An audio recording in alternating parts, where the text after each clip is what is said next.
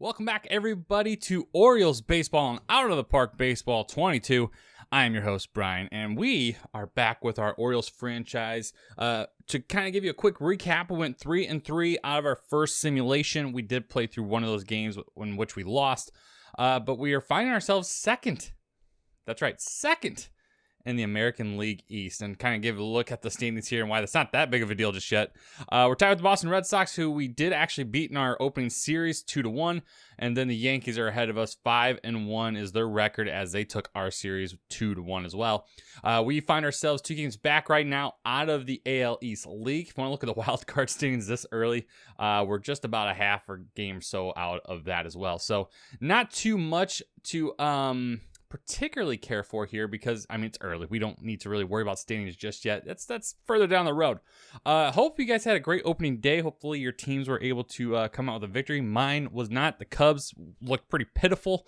I was hoping to watch the Orioles as well, but they were on delay due to rain, so they will be actually the first game today as I'm recording this at 1 p.m. Central against the Boston Red Sox in real life. So what we're going to do for this particular video, kind of do what we did in the last one, except it won't be as elongated because we don't have all the stuff at the beginning kind of talking about what we're doing for the season and whatnot. Now, if we're looking at the schedule, this is what I'm going to do. So since you watched me play a Red Sox game the last time out, I'm going to simulate through this series, and we're going to get to the final game of the Mariners series, and that is when I'm going to play. And then after that, I'm going to simulate the Texas Rangers series too. So we're going to simulate through 3 series in this particular video. And then for the next video, we'll probably do the the Marlins and the Oakland Athletics, and maybe go through the Yankee series again. We'll see how we feel then. But been a couple days here and there due to we had some things getting in the way. So what we're going to do is we're going to kind of have all these ready to go, set for a Monday through Friday schedule. So you guys will have an Orioles video every single day. All right, so what we're going to do, we're going to go ahead and start the simulation, and we'll be back in just a moment. And we are back, and, well, not too bad. Once again, we split the games that we decided to simulate, went 3-3 once again. The Boston Red Sox series started off with a pair of losses. Take a look at game 1, lost 5-1. So, again, another struggle offensively to get anything going. Take a look at Ryan Mountcastle. I don't know what's going on with Mountcastle, because in the show, when I'm playing my current franchise with the Orioles and MLB The Show, I have been hitless with Mountcastle in 6 games. And it appears he's doing the same thing here. He went 0 for 3 again, so his average is at 0.80 right now. Don't know what's going on there. I'm going to have to investigate. Maybe I'll further give him a day off, see what's going on. Taking a look at the Boston Red Sox. Couple home runs here from Hunter Renfroe, Xander Bogaerts, and Christian Vasquez also had one as well. So it was kind of a pretty good day for the Red Sox, not a good day for us. Dean Kramer was on the mound, gave up 5 earned runs, gave up 4 home runs. I must have missed one in there. Bogaerts had 2. Okay, there it is. Kramer gave up 10 hits. I'm surprised they kept him in for as long as they did, giving up that many hits. Garrett Richards did pick up the win, and Ottavino did pick up his second save. It appears he's all right because he was hurt in the first series that we played him against. So taking a look at that, 9 strikeouts, and we're just flailing at everything. I mean, Kramer got 5 strikeouts, so it's not too bad as well. But again, kind of a rough one there. Day after that, only 2 runs came across for us. 8 runs for the Red Sox. They scored 4 in the final 2. So something's going on at the end of the game as well. King Felix got the loss. He was 8 hits given up, 4 earned runs, walked 3, gave up another home run. Gave up the home run to Bobby Delbick. It appeared, oh no, that was off Keegan Aiken. Looks like Gonzalez got the home run off of King Felix. And for us, Trey Mancini, good news for us. Trey Mancini, not doing too bad. He's 1 for 3. His average is kind of but he's our biggest run producer so far. 3 home runs, 9 runs batted in. And then Anthony Santana, the switch hitter, got a home run as well in the 3rd inning. So not too bad for him. King Felix has had better days, but this isn't the worst day by any means, but still, Sulser gave up 3 earned runs in 2/3 of an inning. That is pitiful. Not good. Keegan Aiken, not too bad. 1 1/3. Gave up just 1 earned run, allowed 3 hits, but he did give up one of those home runs as well. So another big loss against the Red Sox. That's unfortunate. But we do win the 3rd game of the series. And, well, it's barely. Won 8-7. Did mean we had to score another run in the 8th inning. But take a look at this. See how things go ahead. Mountcastle finally getting a hit as he went 1 for 4, so that's good news. He went 0 for again in the last series, in the last game as well. So he's batting .091, the worst out of our starting lineup. Take a look at home runs. Freddie Galvis had one. That was pretty sweet in the 3rd inning. Tyler Nevin had one as well in the same inning. So it looks like possibly back-to-back. No, that was way further down the line. Okay. But hey, not bad. The middle of the game looked terrible, though, for the Orioles staff. They gave up 6 runs in the middle of that game, but they ended up scoring 5 in the 6th inning, so a good way to come back there. And it appears none of those were off of home runs, so a lot of small ball happening there, which is really good to see. Mancini went 0 for 3, unfortunately. Again, we're trying to find a way to trade Mancini and get some nice bait at the end of the All-Star break. Take a look at our pitching staff. Fry got the win out of the bullpen. Jorge Lopez was our starter, or he should have been. I do believe he was. I don't know what's going on because Lopez is scheduled as one of my starters. I just checked before I started this video, and it appears Tate might have actually started the game for some reason. So I need to do some investigating onto that. Because again, like Corey Kluber, when we played the Yankees, he was in relief. So I don't know what's going on. Either way, we beat the Boston Red Sox, and we went on a win streak. So kind of like we did the week before, 3-game win streak, we won 1-0 against the Mariners. So a shutout. Take a look at this. Wells went 6 1/3 inning, allowed just 2 hits, 2 walks, struck out 6. So a combined shutout between the entire pitching staff there. Mountcastle had his best game, 2 for 4, which is nice. Struck out twice, though. Cisco was 1 for 3. Scored the 1 run that was needed. And Freddie Galvis was one that drove him in. So Galvis starting off hot. Does this in the MLB show, too, as well, because I'm doing really well with Galvis as well. Hayes, I mean, this is looking very similar. Mancini's a little better for me, but this is fairly similar to what I am pulling off in the show as well. So interesting to see that. But looking over on the Mariners side of things, they just did not have it today. Shut out. Granted, they are 3-7. Started scoring some more runs. Game after that, 8-5 was the score there. Mountcastle again, 2 for 4. Even drew a walk. Brought in a run, so he's starting to heat up just a little bit, which is good to see. Take a look at the home runs. Trey Mancini, there we go. He was 1 for 4. His average is still in the toilet, but he's got 4 home runs already. So he's leading the club, and it's by a wide margin. Some players still remain at 0. A lot of players still at 1. Take a look at the Seattle Mariners. Kyle Seager had one in the 9th inning. They scored 4 runs in the 9th. That's troublesome. It's troubling. So Zimmerman came in relief in the 8th, and he couldn't finish it out as he gave 4 earned runs, gave 1 of those home runs, struck out 3 through 40 pitches, almost over 2 innings. And the final game in our simulation, 7-11 loss against the Mariners in Game 3. We'll take on the Game 4 matchup and hopefully take a 3-1 series. Take a look at Mountcastle again, 2 for 5. Again, he's on that hit streak, which is nice to see. I believe 3 games now that he's gotten a base hit. Mancini 1 for 4, not bad. Average slightly coming up, but we need him to do a little better to make him a little better for trading. Okay. Take a look at home runs. Nothing from us. So we scored 7 runs, no home runs. Take a look at the Mariners. They did score 11. White had 1. Moore had 1. Haniger had 2. And Murphy had 1 as well. So pretty banging day for the Mariners offensively. Kramer lost another one. Only went 3 innings. Gave up 6 earned runs. Gave up 3 home runs. Keegan Aiken came in for a third of an inning. Gave up 2 home runs. Not sure what the hell's going on there. It's just a rough day for the bullpen for the Baltimore Orioles and the starting staff. So take a look at the standings. You can see underneath our name right here, we're 4th in the American League East. But what does it really mean? Let's take a look at the standings. We are in a tie with the Red Sox at 6-6. We're just a half game out of 2nd from the Blue Jays, who are 7-6. The Yankees, after starting off 5-1, have lost 6 straight. So they are now in last place. Granted, they're only 2 games back out of first, but still. That's kind of troublesome to see if you're a Yankees fan, though. Take a look at the rest of the American League. Kansas City 7-4 over the favorite White Sox 8-5, just about a half game back. And look at the Houston Astros. Not surprising to see them in first, but it is surprising to see this record here. 6-6 to start off the season. Take a look at the National League. Atlanta Braves, one of the heavy favorites this season, as are the Mets. Again, a lot of these divisions are pretty close still. It's only been about week 3 at this point, so not too surprising just yet. St. Louis Cardinals probably overperforming at the moment, 9-3.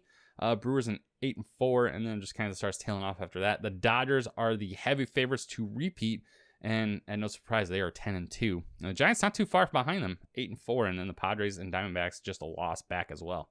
Colorado Rockies doing exactly what you thought they'd be doing. They are 1-11, and speaking of teams that are expected to do poorly, the Detroit Tigers, who were trying to keep an eye on for Spencer Torkelson, hoping the Tigers do something well so we can kind of manipulate them into trading them, 3-9 right now, so that's unfortunate to see. So without further ado, let's play our fourth and final game against the Seattle Mariners and take a look at our starting lineups for both sides here. Taylor Trammell will be out in left for the Mariners. Ty France will be DHing Kyle Seager over at third. Mitch Haniger out in right. Next to him will be Kyle Lewis in center. J.P. Crawford over at short. Dylan Moore is at second. Evan White at first. And Luis Torrens is behind the plate. And for us, we got Yomer Sanchez. He's over at second base. Anthony Santander out in left. Trey Mancini over in right. Mountcastle is at first. Chance Sisco is behind the plate. DJ Stewart is DHing. Freddie Galvis over at short. Austin Hayes in center. Rio Ruiz at third base. And then we got King Felix on the mound. So, not too bad. Again, I mean, I'm looking at this Mariners lineup like, wow, Seager is just surrounded by players I've never really heard of. I mean, Kyle Lewis, of course, he's got some great potential as well. But man, it's going to be an interesting game. Hopefully we can squeak another one out, make it 3-1, get our record above 500 before we do some more simulation here. So take a look as we are here at Camden Yards in Baltimore. King Felix will start the game off here for us. Mancini digs in and looks at ball one. This one ripped to deep left. This one's got a chance, and it's gone! 2-0 lead. Trey Mancini's 5th home run of the season, leading the Orioles by a wide margin, and it's a 2-0 lead here in the bottom of the first. Trey Mancini goes about 370 feet with a nice rocket to left field. Swing and a miss, strike one. This one chopped right in front of the catcher. Throw to second is overthrown. I can't believe he went to second. And that one went in the outfield. I don't think Sisco had a play at second. That one is also outside the zone, 2-1. Swing and ripped into left field, base hit. This could tie it up. Throw to the plate, won't be in time. And it's a 2-2 game just like that. And that's what happens when you make a play that probably wasn't worth making in the first place. Austin Hayes will dig in. Hitting 289 this season. He rips one to right field. This one's coming out for a base hit. So it's a 1-out single for Hayes. Santana rips this one to left. This one's coming down for a base hit. And Austin Hayes is going to round third. The throw to the plate will not be in time. And the Orioles retake the lead thanks to a 2-out single by Anthony Santander. This one ripped into the outfield for a 2-out hit. Throw to the plate will be in time! What a play from Austin Hayes! And the Mariners once again getting a little too aggressive. And they come away with nothing. A great play from Austin Hayes. And we'll head to the bottom half of the third. Orioles still lead. And it's a safety squeeze. Here comes Mountcastle to the plate. Will not be in time. And Galvis will make it to first as well. So everyone's safe. It's a 4-2 lead for Baltimore. And that was probably a little closer than anyone anticipated. And there for strike two. Felix yet to get a punch out here. And another one ripped foul. This one hit high, deep to right center, and that will come down for a base hit. Possibly more than two. Hayes struggles to get this one in. Throw to third, actually. He guns him down. Hayes once again, and he might be getting himself a Gold Glove Award real early. Hayes has successfully thrown men out from center field at third base and at home. Unbelievable. This one ripped deep to left. It's got a chance, and it ties the ball game. Mariners' Mitch Haniger seems to be in fuego. It's a 4-4 game here in the fifth.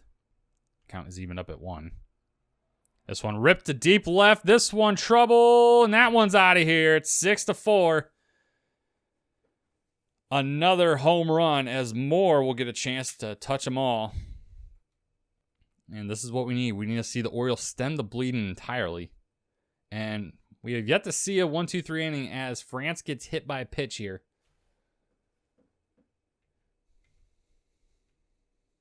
Strike one. This one ripped to left center. This one trouble as well. And that one is out of here. Kyle Seager makes it an 8-4 ball game. What is going on? That one's inside. 2-0 count. This one fouled away. This one ripped towards the left side of the infield, and that's through. And another run will scratch through. It's a 9-4 ball game here against the Orioles. Swing and a miss, strike two. Galvis looking lost up there. The 1-2 count. This one ripped to right field, and that will come down for a base hit. And the Orioles have a runner on base. Assisted on 3 big outs. And Hayes hits this one way up there in the sky. Will this carry? It's going back to the wall. God, Austin Hayes makes it a 3-run ball game, and Austin Hayes doing things today. I don't care where this game ends up score-wise, but Austin Hayes is your player of the game by far. Inside's 1-2. This one popped up shortly into the infield, and that will be a base hit. Infield single for Rio Ruiz. So that's 3 hits in a row for the Orioles. And things looking interesting. And that brings up Yomer Sanchez. And he'll take strike one. And Sanchez hits this one in the center field for a base hit. So 4 2-out hits in a row for the Orioles. And that brings up the tying run to the plate. And Anthony Santander. What is going on here? It's a 1-0 count here on Santander. And that one gets by him. Runners move up to second and third. Trey Mancini's on deck. So even if you walk Santander to load the bases here, it's not going to get easier. And it's strike one called here on Santander. Santander rips this one on the right side of the infield. Unfortunately, he was jammed a little bit, and that will end the inning. And Keegan Aiken will make an appearance here. Lefty on lefty matchup against Seager. Bases are loaded. Seager 1 for 5. 2-run home run earlier in the game. This one popped up in the infield, playable, and Yomer Sanchez looks it in, and a great job done there by Keegan Aiken to make that happen. Mariners strand all 3 runners. Baltimore has 1/2 inning left to make something happen. They trail by 3. And Mountcastle will take the free pass. It's a 1-out walk here. And that'll bring up Mr. Chance Cisco. This one ripped. Foul, just barely. Swing and a miss, strike 3. Cisco goes down, and the Orioles down to their final out. That's the 3rd time Cisco's gone down swinging. And DJ Stewart steps in. He'll look at ball 1. 2-0 count. Make it 3-0. 3-1 count on Stewart.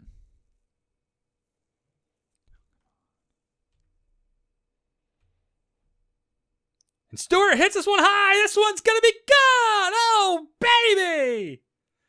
Orioles within 1. DJ Stewart. It's a 9-8 ball game. Would you believe it? Unbelievable. Back-to-back innings with 2-run home runs, and now they know what it feels like to be the Mariners. It's a 9-8 ball game, folks. And man, if Cisco would have been on base, we'd be looking at a tie ball game here in the 9th. Armstrong in the bullpen for the Orioles.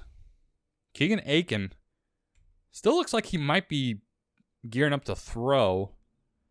Sitting in the dugout. And this one will make it into center field with a base hit. So the Orioles have the tying run on base here. It's Freddie Galvis. Not letting that error from earlier interrupt his mojo. A little bit faster on the base pass. Austin Hayes homer earlier today. See if he can make it happen again. He's had a great day. Why not make it even better? And Hayes rips one foul. 0-1 count. And this one ripped to the right side of the infield. Should end the ball game, and it will unceremoniously. Orioles do their best to get to the absolute closest they can. They trail and lose 9-8. And boy, what a heartbreaker to lose this one after scoring 4 runs here in the final 2 innings. They end up losing by 1. They'll split the 4-game set with the Mariners. I mean, you got to like what you saw offensively from the Orioles within the bookends of this game. They looked pretty strong in terms of getting runners on, especially with 2 outs. Able to pull that off. Again, you want to be able to get runs on without the 2 outs, have more chances to score those runners, just like you saw there at the end of the game. But still, the Orioles have some promise to them. The pitching needs some work. Felix Hernandez, unfortunately, was a big culprit in that regard. The Orioles dropped game 4. And that means they dropped the record under 500. They are 6-7 on the year now. Take a look at the home runs to kind of recap here. Austin Hayes had a huge day. Great day out there in center field in terms of stemming some of the bleeding.